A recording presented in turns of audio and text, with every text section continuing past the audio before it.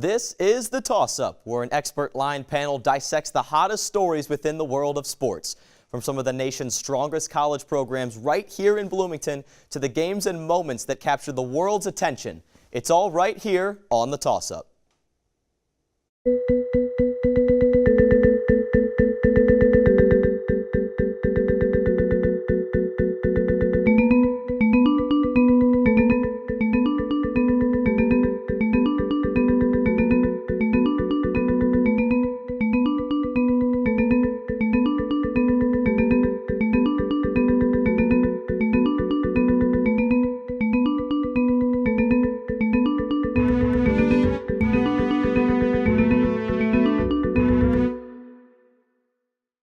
Comes to college football, we know one thing is certain. Nick Saban is going to dominate the headlines and his competition. The rest is a complete mystery. Almost everyone thought Jim Harbaugh would own the Big Ten up in Ann Arbor. In his fourth season, he may be closer to unemployment than a division title. Each year, we convince ourselves that Texas is back. That is, until they lose to Maryland in week 1 twice. And maybe, just maybe, this is the year the Heisman Trophy gets awarded to someone on the West Coast. Or maybe not. Bryce Love had well over 2,000 yards last season and found the end zone 19 times on the ground. But he didn't even come close to Baker Mayfield. The point is, we can nearly convince ourselves that one thing will happen week in and week out. No matter how many times the madness of college football proves us wrong, we will keep telling ourselves that we know what will happen. And that unpredictability can sometimes be a beautiful thing. Hi, everybody. This is The Toss-Up. I'm your host, Michael Dugan. Joining me on the panel this week, we have a duo of IUS TV reporters, Griffin Gonzalez and Kate Porter, and Crimson Quarry contributor and all-around sports media renaissance man, Jack Grossman. Jack, I'm going to start with you for this first one. What team impressed you most this past weekend? It's got to be LSU. I mean, Ed Orgeron came on the hot seat as big as anyone. You talk about Harbaugh, his seat was already burning at Orgeron, and LSU comes out and punks a top team in Miami, who was ranked number 8 in the country, brings back Malik Rozier, Travis Homer, a lot of pieces on that defense, and they didn't just beat them, they absolutely destroyed them. LSU could be a real force moving forward. I really thought that Auburn came out and impressed me this weekend, especially they had one of the most highly touted games going up against Washington, and they came in and they really just made a statement. They lived in that red zone pretty much the whole entire first half, and if they can continue to do that for the rest of the season, they're going to be looking at maybe a national title or at least a playoff run. You look at all the things that are going on off the field with Ohio State. However, it didn't even seem to faze them. That had me asking Urban Meyer who. I mean, the way they could just light up that offense with a brand new quarterback, it looked like they didn't even take a step back. Instead, they took 15 steps forward. This is looking like a team that is ready and poised to make a deep college football playoff run. Now, let me ask you the flip side of that question. What teams disappointed you most this weekend? For me, it was Florida State. I mean, you have a home game, new head coach, new momentum with your program, and that's what happened versus Virginia Tech, a home loss. I mean, they really just laid an egg, and I think it was just really sad for the program overall. And not only did they have a new head coach and all that hype going into the game, they also bring back DeAndre Francois, who missed all last season pretty much after tearing his ACL against Alabama. This was supposed to be Florida State's moment to announce we're back. Last year was a fluke. Instead, now Willie Taggart could be in for a really long rebuild. For me, it was Miami. I was expecting a really great game against LSU. I was really excited to watch it. And they just came out and they were disappointing. I mean, that field goal early and you thought this will just be a shootout. It really wasn't. LSU just came out and kind of dominated them in that first half. They came back a little bit in the second half like they wanted to make it a game. They decided they wanted to play. But other than that, it was disappointing and not really that much fun to watch. Now, Nick Saban hasn't publicly said who his quarterback is, but I think if anyone watched that game, they could tell who the starting quarterback is and is going to be going forward if indeed they have a permanent starter or a guy that plays more. Did he make the right choice with playing Tua more than Jalen Hurts? Griffin, I'll start with you. You know, I think at the end of the day, you want almost a competition in that quarterback room. You know, I look at a guy like Joe Flacco. He's good when he's being competitive, when it's a contract year, or when there's a guy who's at his 2 that's really starting to catch up to him. Now, when I look at the quarterback between Jalen and Tua, you have 2 of the best quarterbacks college football has to offer. Why do you have to name one? Keep the competition alive. Keep them pushing each other. Keep them fighting for that starting role, because at the end of the day, they're just going to keep getting each other better. I think that I think he definitely made the right decision. Tua is a quarterback that can run, scramble, extend plays. Jalen Hurts is a little bit smarter in that quarterback position, stays in the pocket longer. Tua really, he extends plays. He's a left-hander, so he can roll either side and be really productive either way. And I just thought he was great in that opener. And we've seen him in a national championship game. He's no stranger to pressure, even though Jalen is the veteran. Tua comes in, he looks composed. He looks like he could go into any of these high-pressure games, and I know Alabama wasn't playing a dominant team this last weekend, but coming up in these coming weeks and the games that they face, I think that he'll be able to sit in that pocket or outside of it and scramble, and I think he'll be able to do really good things. 26-2 is a very deceiving stat because Jalen Hurts won a lot of football games at Alabama because everyone else was that good. Not necessarily because he was great. He had his moments against Clemson in the national title game. Even though they lost, he was great in it. But Tua is a guy that Alabama can win games because of him. And that's never something Nick Saban has had at Alabama. So you're taking the top football dynasty of maybe all time, and you're adding possibly a Heisman frontrunner? That's just not fair, man. Nick Saban and the Tide, they could be rolling all year long. Now let's talk about a coach that could use one of those two quarterbacks, Jim Harbaugh. Jack, I'll spit back to you. How concerned are you that he may not be all that up in Michigan? And Harbaugh thought he had one of those guys in Shea Patterson, the transfer, but he just didn't show it against Notre Dame. And yes, the Irish have a great defense, but Jim Harbaugh started 19-3 at Michigan. Since then, 8-8, and he has one win against Michigan's three biggest rivals of Ohio State, Michigan State, and Notre Dame. That just doesn't fly in Ann Arbor. It doesn't matter how big of a Michigan man you are. If he doesn't start delivering the results that people think he can, then it's going to be a tough road for him.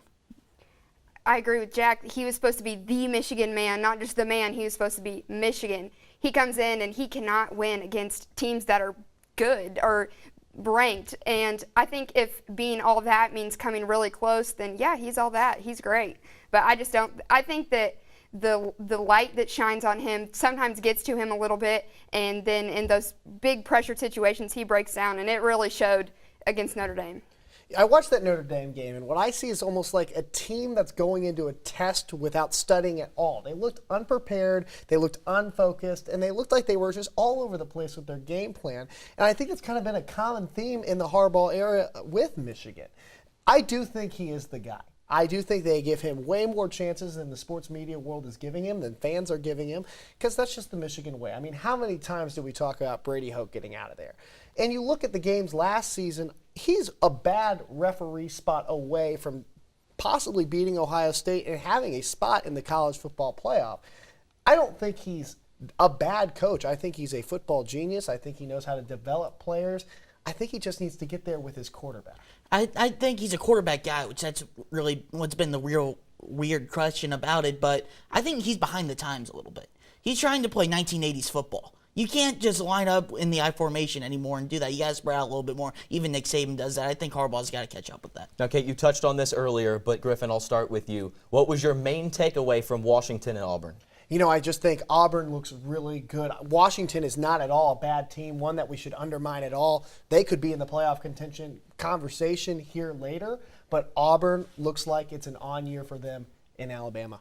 I agree with Griffin. This does not mean that Washington is a bad team. I think they're going to bounce back from this, and I think they might not lose a game the rest of the season. But this was definitely a test for them in the very first week. A lot of these other teams don't play teams that really test their ability until much later into the season. We saw them have to come in here and kind of be more competitive right as the season opened up. I think it's a good way to feel them out, for them to feel out what their strengths are, what their holes are, and then be able to build on that for the rest of the season. Combined with LSU beating Miami, the Alabama game, and also Ole Miss beating Texas Tech, it just showed an overall statement that the SEC's back. They went 13-1, had 2 top 10 wins, the Auburn win being the most impressive of all of them. And the SEC's been down the last couple of years other than Bama and then, of course, Georgia last year. But you have 4, maybe 5 legit top 10 teams in the SEC this year, and I think they might be reclaiming that spot as top conference. Yeah, don't forget about Georgia. All right, everybody, we're going to cut to break real quick. But coming up after the break, it's game time. We're going to play Tell Me Why, and we'll do our lightning round, so stick with us.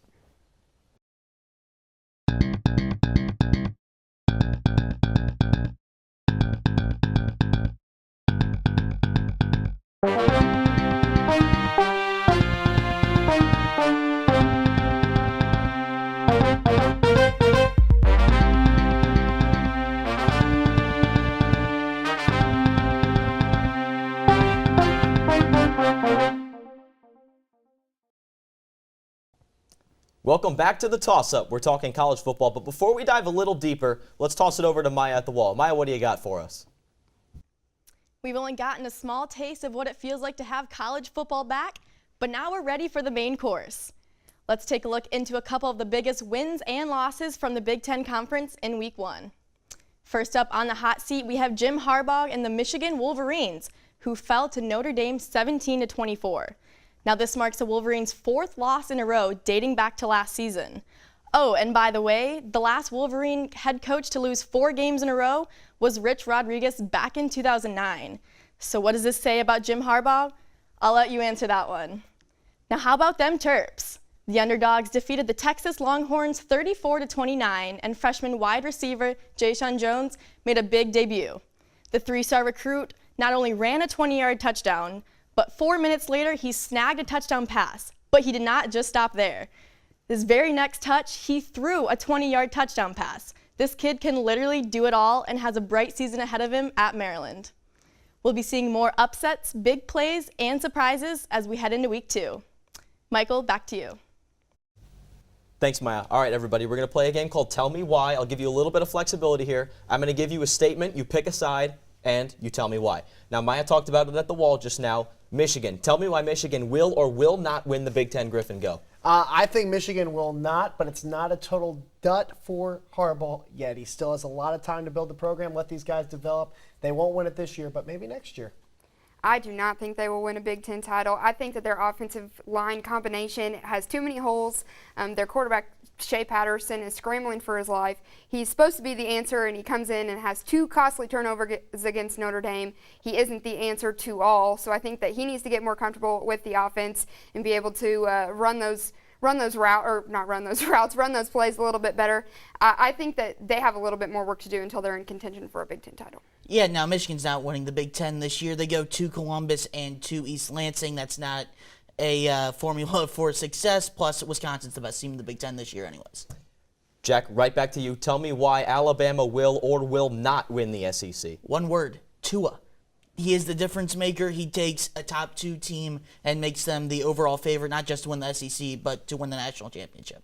I agree with Jack. I mean, how can you get any better than Alabama? And then Tua comes in and he makes them that much better. It was exciting to watch them in this first week, and I'm sure it'll be exciting to watch them for the rest of this season. I don't think anybody can beat them. You know, you have a team like Alabama. They have come back, and they have not gotten worse. No steps back. They've gotten better, and now they have 2 quarterbacks. Looks risky. There's one little bump in the road, and it comes in that final regular season game. That's Auburn, but I still don't think it's enough to knock off the Crimson It is in Tide. Tuscaloosa this year, though. Auburn. Yeah. We'll see. Maybe Auburn challenges them for a West title once again. Now, the ACC, Griffin, we'll go back to you. Tell me why Clemson will or will not win the ACC. I don't think the ACC is that strong this year as it's been in years past. I think Clemson, Dabo Swinney, they have a great unit. That defensive line is the scariest thing that quarterbacks have to deal with all season long. I don't think there's a doubt in anyone's mind. Clemson, clear favorite. I think they will, but I think they need to decide on their quarterbacks first. You have 2 talented quarterbacks in Kelly and Lawrence, and I think once they make that decision of who will be the starter, I know both guys are going to play again this week. I think we'll get a more definitive answer on who will start, but I think once they make that decision, they will definitely be able to run over the ACC. Griffin really said the ACC's down this year. Florida State's in a bigger rebuild than what we thought. Louisville has not replaced Lamar Jackson, and Miami has really disappointed in Week 1. Virginia Tech could be interesting in the ACC title game, but Clemson's far and away the best team. Yeah, that question sounded a lot better in my head before with the Miami debacle happening this past weekend. Jack, we'll go right back to you. Tell me why Oklahoma will or will not miss Baker Mayfield going down the stretch. They won't miss Baker Mayfield because Kyler Murray is really, really good at football, and the Big 12 does not play defense. I think they will miss a little bit of his swagger and a little less media attention, but I think that his successor was completely prepared to step right up into that spot and keep the momentum going. I agree. They're going to miss the swagger, but I don't think they're going to miss, they're not going to feel that loss at the quarterback. They're going to still have a very powerful leader who's ready to go every week, and they're going to be a good football team because of it. All right, here we go. Lightning round. There's one rule. Your answers have to be 10 seconds or less. Jack, Heisman favorite, go. Will Greer, West Virginia, he balled out against Tennessee, and he plays in a pass-happy offense under Dana Holgorsen at West Virginia. I hate to be a copycat, but Will Greer as well. He had 400 yards and 5 touchdowns in this season opener, and that's just, how can you argue? I'm going Bryce Love. I think he's way too talented. He came really close last year. This year he's going to take the cake. Stanford's gotten robbed of a couple of Heisman Trophy potential Love winners did over the nothing past in couple week of one, years. though. It's week He had one. less than 20 yards rushing against right. St. Nicholas State. Jack, no, you're good. Your surprise team for the rest of the season. How about Virginia Tech? Florida State's gotten so much attention for not playing well. Virginia Tech, Josh Jackson, very, very dual-threat quarterback, very mobile. They'll be fun to watch. My surprise team has to be Mississippi State. Their running back, Hill, took his first touch for a 52-yard touchdown. It's given me Saquon Barkley vibes, and I'm thinking it's going to be a good thing for them. I'm going Notre Dame here. I think they not just beat a maybe struggling Michigan team, but they also looked fantastic. They have a great quarterback, and this just might be the year that Notre Dame cracks that top 5. All right, last one here. The team to beat, and you cannot pick the same team, so the lucky person that gets to pick Alabama is Griffin. Yeah, I'm going Alabama. They are so good, so dominant. They're scary in every facet of the game, and not to mention Nick Saban, last guy I would like to go in between. Well, you took mine. I was going to say Alabama because that's the obvious choice, duh. I'll have to go with Georgia. I think that they'll continue their dominance from last year and keep it going, keep that momentum going, and hopefully they'll give Alabama a little bit more run for their money this year. Yeah, sorry, I'm breaking the rule on this one. Clemson was my preseason pick, but this could be the best team Nick Saban's ever coached. So you just can't not go Alabama. Man, no respect for the rules here. No. All right, well, pressure's on to follow this rule. What is your last word as we end near the end of our discussion, there it is. What is your last word on this college football season? You have to pick one word. Dynasty. Skip me. Okay, Griffin. I'm going greatness. Greatness. Kate, you got one? I do. It's going to be interesting. Interesting. It always is interesting, isn't it? All right. Well, that'll do it for this week's edition of The Toss-Up. Be sure to follow us on social media at IUSTV Sports on Twitter and Facebook, and you can always give any suggestions that you may have for the show. Toss it up. Find out if we'll catch it. We'll see you next time.